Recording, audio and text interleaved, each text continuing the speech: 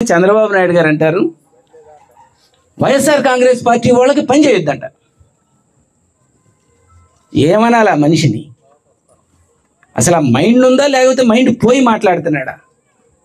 ఒకవైపు జగన్మోహన్ రెడ్డి గారు కులం చూడకుండా, మతం చూడకుండా, పార్టీ చూడకుండా, ప్రాంతం చూడకుండా అందరికీ సమానంగా సంక్షేమ పథకాలు ఇచ్చి అందరినీ ఒక సీఎంగా ఈ రాష్ట్రానికి ముఖ్యమంత్రిగా ఆయన పరిపాలన చేస్తే, చంద్రబాబు నాయుడు గారు తెలుగుదేశం పార్టీకి మాత్రమే ఆయన సీఎంగా ఉండి పేద వర్గాలందరినీ కూడా ఇంకా బానిసలుగా చేయాలనేటువంటి ఒక దుర్మార్గపు ఆలోచనతో స్కూల్స్ని పాడు చేశారు.